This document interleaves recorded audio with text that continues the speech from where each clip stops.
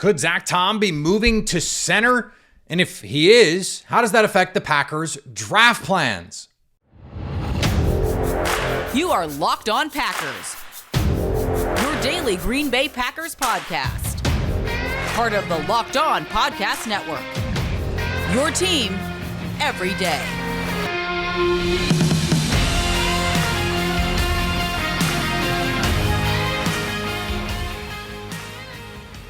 You are Locked On Packers, part of the Locked On Podcast Network, your team every day. I'm Peter Bukowski, and I cover the Packers for The Leap, a newsletter I would love for you to subscribe to. Follow me on Twitter, Peter_Bukowski. Follow the podcast on Twitter, Locked On Packers. Like us on Facebook. Subscribe to the podcast, iTunes, Spotify, Google Podcasts, wherever you find podcasts, you will find Locked On Packers, the number one Packers podcast on the internet. And the show for fans who know what happened, they want to know why and how. Thanks to everyone who makes Locked On Packers their first listen every day. We hope you like starting your day with us as much as we like starting our day with you. Today's episode of Locked On Packers brought to you by our friends at FanDuel. Every moment can be more at FanDuel. Right now, new customers get $150 in bonus bets guaranteed. That's $150 win or lose. Visit FanDuel.com/lockedon to get started. So we got this report over the weekend. Rob Demovsky from ESPN went on a local radio station and proclaimed that according to conversations that he had had with some people inside the organization, that the Packers view Zach Tom as a Pro Bowl tackle, All-Pro guard, Hall of Fame center. Those are Demovsky's words, and of course he's paraphrasing people inside the organization. And as such, the plan it would follow is to move Tom to center. Now, there was a lot of discussion immediately following this. And I think one thing has to be made clear. In order to move Zach Tom, you have to have a replacement for him. It is true that he is more valuable at right tackle. But if it is also true that he is going to play at a Hall of Fame or near Hall of Fame level at center, that is more valuable than just being a really good right tackle.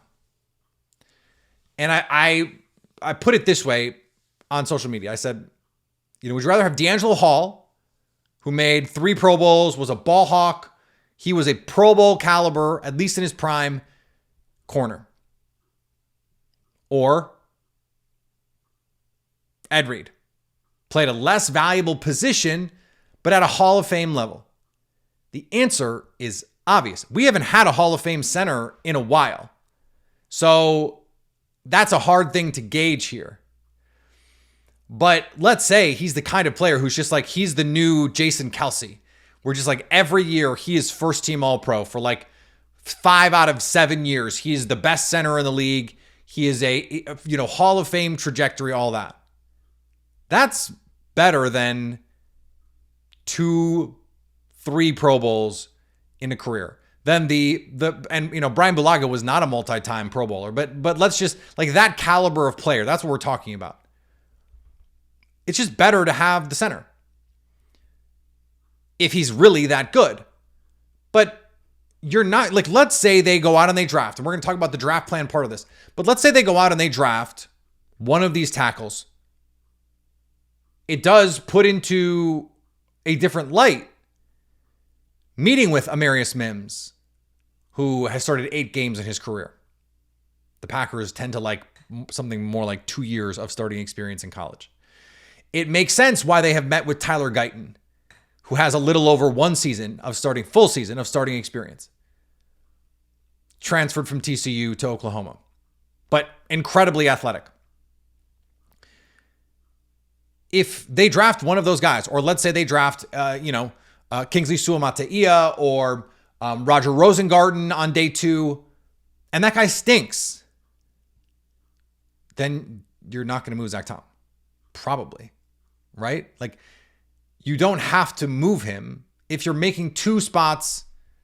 Now, the thing usually is you make 2 spots worse when you make a switch like this, but you think you're making center much better. with Zach Tom because Josh Myers clearly not the future at center. But if you're bringing in one of these rookies, and by year 2, they are 80% as good as Zach Tom is right now. So a sub Pro Bowl level, but like solid, upgradable, but solid. And Zach Tom is like the best player at the position in the league. That's a trade-off you make because Josh Myers is a below average center. Again, albeit at a less valuable position. But then you can put one of these young guys and let them develop at tackle. But if they can't play, you don't have to move Zach Tom. You can take another swing at it in a year or two. Now, Zach Tom is going to have to get paid, 2022 draft class. So this is, the bill is going to come due for him sooner rather than later. That would be another reason to move him to center, by the way, as he becomes less expensive at center, even if he says, I want to be paid at the top of the market. It'd be better to pay him as a center than as a right tackle. I don't think that would be why they would move him, but that would be part of the calculation in the end after the fact. Now, the draft part of this is interesting because part of the appeal of someone like Graham Barton from Duke is he can play all 5. And his path to start at either center or guard is clear. And the fact that he could start at either center or guard for the Packers is really valuable. That value is diminished significantly if you have a center and he can't play tackle. If you think Zach Tom is a center, then Graham Barton is not really on the radar anymore to me, because his best position is center. And if he's not a center, I think he can be a really, really good guard. But if you're moving Zach Tom, you need a tackle. You need a tackle to play tackle. We talk about this all the time on this show. The Packers love to take tackles to play guard, but you need a tackle to play tackle. Well, there are only so many of them in this draft. And it's all the more reason why I think Kingsley Suamataia from BYU is a potential at 25. It's why I think Tyler Guyton is more in the mix than I would say he would be in normal circumstances, because he's a right tackle right now. He can play tomorrow. Developmentally, yeah, you'd like him to take some time. And maybe because you have Josh Myers under contract this year, you start him there. Zach Tom is at right tackle. And by mid-season, you're like, okay, Guyton is ready. Bang, he's in there. Zach Tom at center.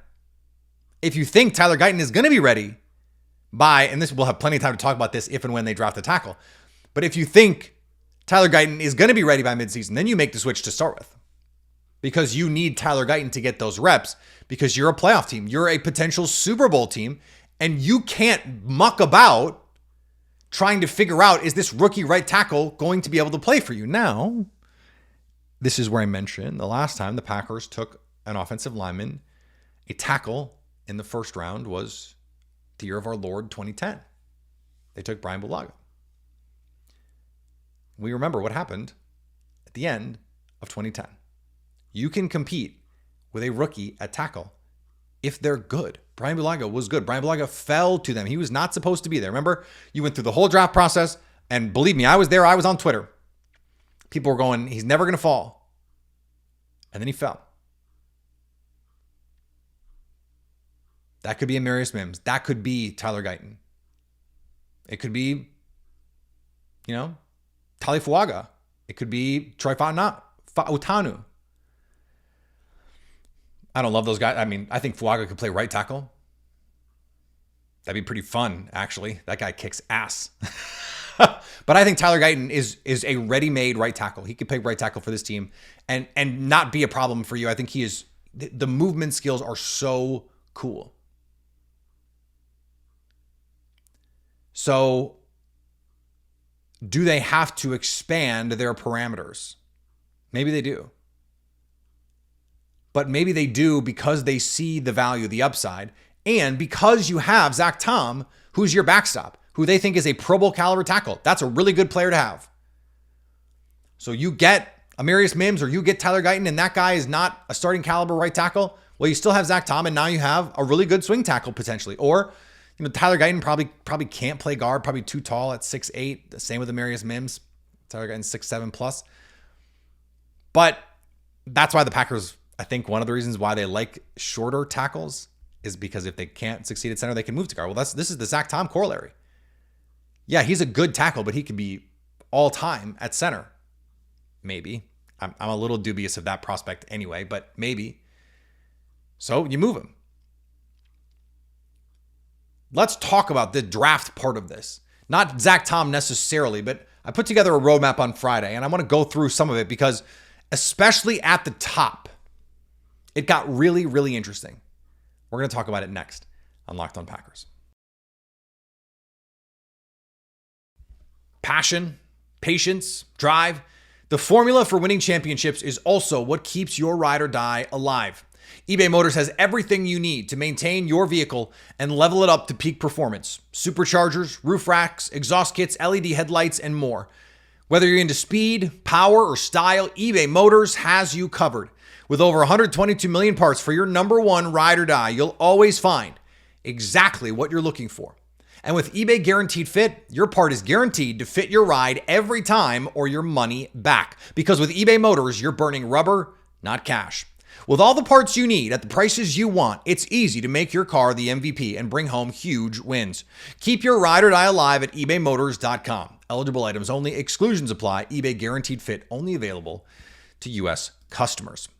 And thanks to everyone who makes Locked On Packers their first listen every day. It's Locked On NFL's mock draft live on April 17th at 7 o'clock Eastern time. That's coming up just a couple days from now. Streaming on Locked On Sports Today, 24/7 streaming channel on YouTube or the free Amazon Fire TV channels app. Find the ultimate 6-episode series on April 17th at 7 Eastern to hear who the local Locked On experts are picking for every NFL franchise. That's me. With live reactions from local college football experts and even the fantasy football angle. The Locked On NFL mock draft on April 17th at 7 o'clock Eastern, streaming live on Locked On Sports Today, 24/7 streaming channel on YouTube or the free Amazon Fire TV channels app. So over at The Leap, a newsletter I would love for you to subscribe to, I took together all of the things. The Athletic Consensus Board, the Packer history threshold types, whatever you want to call them. And then I incorporated the Pro Football Focus roadmap that they use based on historical hit rates, the positions where you go, they can wait. And everydayers have heard me talk about this a lot.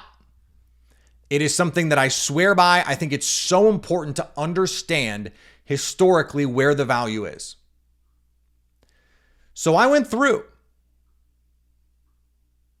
And what I found at the first round, if you look at the players projected to go between 15 and 30, now the Packers could reach, we've talked about that. But all of a sudden, when you look at athletic testing and the kinds of player the Packers like at positions that are important to them, and this is why this conversation with Zach Tom is pivotal here, because if they want a tackle, well, that excludes the guards and the centers who might have been in play for them, someone like Graham Barton, someone like Jordan Morgan, unless they think Jordan Morgan can play tackle. Precisely because history says don't draft those guys in the first round, that the NFL has been bad over time at ordering these guys, that finding the best players is actually really tough. And you're not any more likely in the first round or not materially more likely in the first round to find that guy versus the second, third, fourth, etc. The Packers are a great example of that. So when you put all those things together, there's only 4 players projected to go 15 to 30 by consensus who fit all the qualifications. It's Byron Murphy, the tackle, the defensive tackle from Texas. Leatu Letu from UCLA. Chop Robinson, pass rusher, Penn State, who's a little small, 7'2" and 7/8, 250. Actually not dissimilar in terms of size from Clay Matthews. Same kind of twitch and athleticism. Could end up actually being very similar players, but I kept him on the list in part because of the success the Jets have had with Bryce Huff, the 49ers with D Ford back when Jeff Hafley was in San Francisco, the Texans with Will Anderson, these smaller guys who are just disruptive, can fly off the edge and create havoc. They work. And the last player is Kool-Aid McKinstry from Alabama. Now Cooper DeJean not on this list because he's a safety. I think he's a safety for the Packers. I've come to that conclusion. I think that's his best position in Green Bay. I think he can play outside corner, but we had Field Yates on the program on Friday. Most teams, according to him, view Cooper DeJean as a safety. So for this exercise, I viewed him as a safety. So that's 3 trench players and a corner. Well, what you find is that the trench players are available later. The corners are not. And even though I like some of these corners later in the draft, I really like some of these second and third round corners. He's the only guy. If you want that top tier guy, and history says if you want a corner, you got to take him early. Something to think about when we do our mock draft Monday. So in the second round, from picks 41 and 58, that was a pretty big range. We're talking about second round range. Only 11 guys end up fitting the Packers types, the value. You don't really want to take run stuffers early. You don't really want to, you can start making the case for guards and centers here. But there's one receiver and there's only 2 offensive linemen. Jordan Morgan, who you may or may not think is a tackle, and Kingsley Suamataia. So if you want that guy, you may have to stress a little bit. Now there's also 3 defensive tackles. Braden Fisk from Florida State, Chris Jenkins from Michigan, Mason Smith from LSU, who the Packers had in for a top 30. There's 2 pass rushers here. Chris Braswell from Alabama, who we've had in our mock draft a number of times. Marshawn Nealand, who is like my official prediction for the Packers right now. Edrin Cooper, the linebacker, Max Melton, the corner from Rutgers, and Javon Bullard from Georgia, who I always say Bullard, but it's Bullard, can play. I think his best position is slot corner. I don't know if that's great value in the second round, but that's not a very big group. And I don't know how many of those players are borderline first round players, which is the kind of player you want to get. Malachi Corley is the receiver, by the way, at 41. Like all the other guys at 58, no brainer all day. But you got to pick 2 of these guys. That gets tough. Now the third round, there's a nice group here. There's a group of receivers here. The Packers tend to like players that have been a little bit more productive than, say, Tez Walker from North Carolina, though he was in for a visit. They had Jermaine Burton from this list in for a visit. There's a nice group of defensive linemen here. A nice group of defensive backs here. Kyrie Jackson from Oregon, my guy. Renardo Green from Florida State, my guy. Cole Bishop from Utah State, the safety, my guy. Jaden Hicks from Washington State, not my guy, but someone who I think the Packers could have interest in. Jalen Wright, the running back. This is where you start to get into running back territory. I'm going to tell you who I would draft from this group, but it stood out to me, especially in relationship to the conversation we were having in the open. Only one true tackle who fits all the types that the Packers like, the multi-year starter thing, the athletic gifts, and is a no doubt tackle. Kingsley Suamataia is really the only guy. Jordan Morgan, maybe. 32 and 7/8 inch arms. That is a guard for most teams. The Packers have made it with tackles 33 and a quarter. So are we really going to quibble over, less than half an inch on the arm length? Maybe. If you think Jordan Morgan can play tackle, then maybe at 41 that makes sense. But there aren't that many options. It's why more and more I have come to the conclusion that I will be flabbergasted if one of the top 2 picks is not a tackle. A true a tackle to play tackle. And so with that in mind, let's talk about some scenarios. I have made some official predictions. I don't want to get too bogged down in them. We'll make official predictions right before the draft. But I want to use this list and try and figure this out. Try and figure out the roadmap that makes the most sense for the Packers. We'll do that in just a second here on Locked On Packers.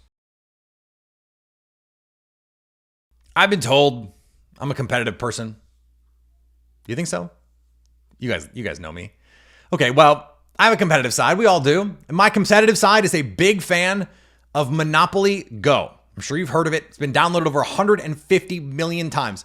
It's a great twist on Monopoly where you play on not one, but hundreds of Monopoly boards in crazy locations, building up amazing cities that bring you big money. But the best part is messing with your friends, or should I say my friends. I can charge them rent on my iconic properties, just like classic Monopoly. But now I can also rob their vaults of riches for myself, my money. And the leaderboards show me who the biggest Monopoly tycoon is. But it's not just my competitive side that loves it. You can team up with friends and people all around the world in timed tournaments to earn huge rewards. So go get in the game and join your friends. Download Monopoly Go, now free on the App Store or Google Play. And thanks to everyone who makes Locked On Packers their first listen every day. Today's episode also brought to you by our friends at FanDuel. It's playoff time in the NBA and NHL. Baseball's in full swing, pun very much intended. And FanDuel is your place to bet on every game. Right now, new customers get $150 in bonus bets guaranteed. That's $150 win or lose. The NBA playoff brackets are set, which means you should have some value betting the finals, betting on title futures, betting on first round matchups, game by game, all kinds of fun ways to play the NBA playoffs. Bet on everything from slap shots to home runs to slam dunks. Brewers, hell yeah, Brewers. All on an app that is safe, secure, and super easy to use. What are you waiting for? Visit FanDuel.com/lockedon and make your first bet an automatic win. FanDuel, America's #1 sportsbook. And thanks to everyone who makes Locked On Packers their first listen every day. Locked On has launched the first ever national sports 24/7 streaming channel on YouTube, and now it's also available on Amazon Fire TV and the free Fire TV channels app. Locked On Sports Today here for you 24/7, covering the top sports stories of the day with the local experts of Locked On, plus our national shows covering every league. Find Locked On Sports Today, now available on the free Fire TV channels app. It's funny, I put out these lists and I had the people vote. And everyone had different takes. Like I think the first list is 4 players. And the first 3 quote tweets had different guys in every single one. So I find that interesting. So as I look at this group, that first group of Byron Murphy, Laiatu Latu, Chop Robinson, Kool-Aid McKinstry, I think if they don't move up for Cooper DeJean, I frankly think the tackles are going to be gone in that no doubt first round range. Though it sounds like Amarius Mims didn't test, and so like that's a red flag. I would be shocked. The Packers have not drafted a first round player without a full athletic profile in the Brian Gutekunst era, much less like no testing. That would be a pretty big outlier in addition to being monstrous, all those things. I could see a pass rusher here. Chop Robinson, a different type of player. I've been harping on this for a couple years now. I think they could use that. But right now, I think if you don't move up, and I think Cooper DeJean is in play, but I'm trying to use this roadmap here. For me, I'm betting on the pedigree. I'm betting on the recovery off the foot injury. It's Kool-Aid McKinstry. He can play man coverage, press man, big time talent. And I can figure safety out. Xavier McKinney, our conversation with Field Yates, we talked about it. Xavier McKinney makes it easier for me to just I'll just figure it out later. I think that makes sense. Though, look, I think you can make a reasonable and credible case for reaching a little bit on someone like Suamataia, although for me, it's not a reach. I think he is really, really good. And by the way, a right tackle. At 41, I have to go there given the information that we have. So that has to be the guy that I would take. I would do it at 25 and not really worry about it. I think he's that good. So to get him at 41 in this exercise is really interesting. Now, as I wrote about and went through this, there are pass rushers and interior defenders that you can get later. I don't think Braden Fisk or Chris Jenkins or Mason Smith really changed my life up front. I think they're good players, but I don't think they're field tilters. Braswell, Nealand is someone that if I had to bet money, like if you give me, you have to give me like plus odds, obviously, but he seems very Packers-y to me. It is how I would handle it, but I think there are some pass rushers later that could interest the Packers.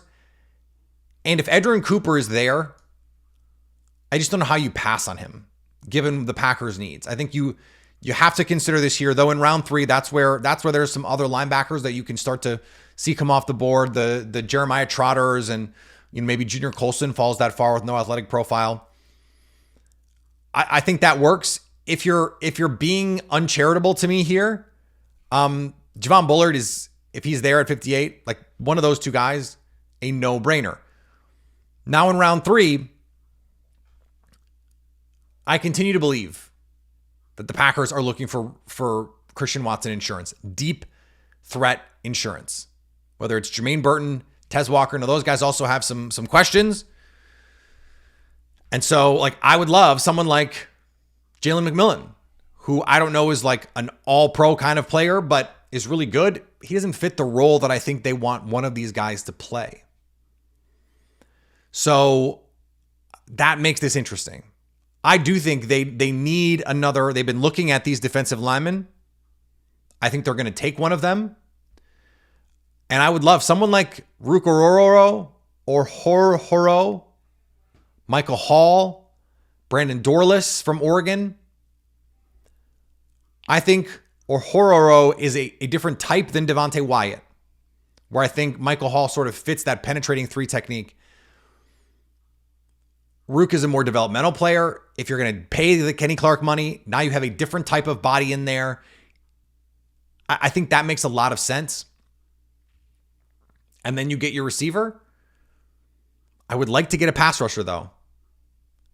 I would hope that someone like Tez Walker could fall to round 4. That would be the ideal. And this is also, to me, the case for getting a pass rusher in round 2. For drafting Marshawn Neal and just saying linebacker, doesn't matter that much. We can figure that out. It's not how I think the Packers are going to handle it, though. I think they're going to take a linebacker relatively early. So that makes this a little bit more complicated. I do think they're going to take a receiver. This is a good spot to take one. So just for the sake of fun, I'm going to take Jalen McMillan if he's here, and Rook or Horhoro, who just started playing football in high school. You see the flashes with him. You just got to say, we can coach this guy up and he can really give us something. That's the best case scenario. I think Jonah Ellis, who had an incredible pro day with some of the testing numbers, the pass rusher from Utah, Adisa Isaac from Penn State, could also be in play here. An interior offensive lineman, someone like Dominic Pooney from Kansas, Zach Zinter from Michigan, could also be in play here. But you got Suamate Ia and you're moving Zach Tom, so you have Sean Ryan. Maybe you just see how that goes for a year. I didn't use I think I'm done using the simulator for right now because there's groups of players I want to target and talk about. And the simulator can't guarantee that I'm going to get to talk about all those guys. So to recap, Kool-Aid in the first round. Kingsley Suamataia at 41. Edgerrin Cooper at 58. Again, I'm not using the simulator if he's there. If he's not, Javon Bullard. And then in round 3, I said Jalen McMillan, the receiver from Washington, and Rook or Horhoro, the defensive lineman from Clemson. And I'd be pretty excited about that draft, honestly. If I were in charge, I might take Suamataia in the first round. I really might. Because I really like Kyrie Jackson. I really like Max Melton. I really like Cam Hart. Some of these guys on day 3 of the corners. And so I might just roll it that way. More tomorrow. We got more interviews coming this week as we close in on draft day. Going to be a really exciting couple weeks here to lock in. So always be with us. Follow me on the X Machine, Peter_Bukowski. Follow the podcast at Locked On Packers, on Instagram at Locked On Packers, on TikTok at Locked On Packers, on YouTube Locked On Packers. Subscribe on podcasts form, wherever you get podcasts, and subscribe on YouTube, Locked On Packers, so you can stay Locked On Packers.